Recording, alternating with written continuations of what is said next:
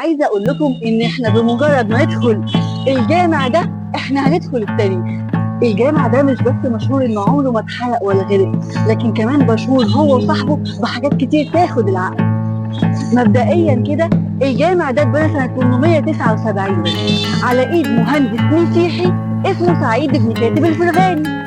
لما كلفوا أحمد بن طولون بمقولته الشهيرة: أريد مسجدا إذا احترقت مصر بقى وإن غرقت بقى.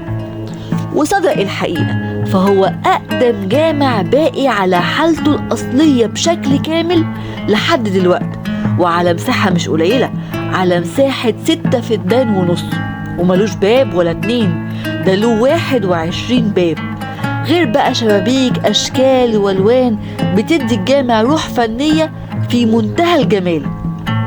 الأغرب بقى إن الجامع ده هو أول مكان في العمارة الإسلامية اللي ظهر فيه النجمة السداسية، مش هقول بتاعت اللي ما يتسموش، لكن رغم ارتباطها بالديانة اليهودية كانت برضو رمز ديكوري مستخدم في الفن الإسلامي، وده بيضيف لغز تاريخي مثير للجامع.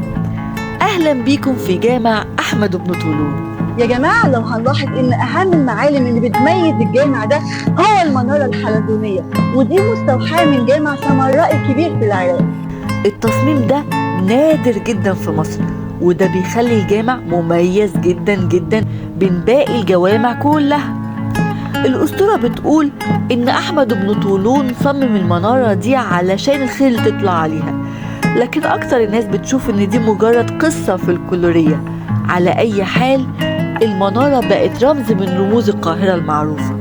ليه بقى الجامع ده عمره ما اتحرق ولا غرق وفضل صامد اكتر من 1000 سنه؟ أولا لأنه مبني على تبة عالية وباللبن الأحمر زي الطوب المحروق اليومين دول، وكمان صمم أحمد بن طولون ما يستخدمش الأحجار الفرعونية القديمة، وبكده يكون تصميم إسلامي 100%.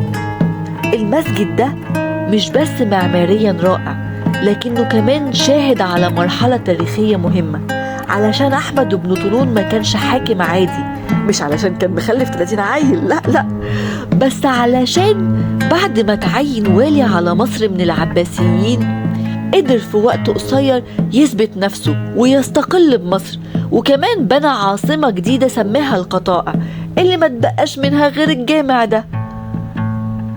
ومش هنقول إن وفاته كانت تعتبر نهاية عصر، علشان اسمه عاش من خلال مسجده ورؤيته في الحكم الذاتي، وحكمت سلالته الطولونية مصر لمدة 40 سنة تقريبا، وحافظت إلى حد ما على روح الاستقلال اللي بدأها. لو جاتلك الفرصة إنك تزور الجامع فلازم تعرف إنك هتدخل التاريخ، علشان كل ركن فيها يحكي لك على حاكم اتجرأ وحقق حلمه. الجامع ده هيقول لك انه مش بس مكان للعباده، لكنه رمز حي لتاريخ مصر الاسلامي وعبقريتها المعماريه. الجامع ده بيمثل روح الصمود والاستقلال اللي احمد بن طولون حب يغرسها في مصر.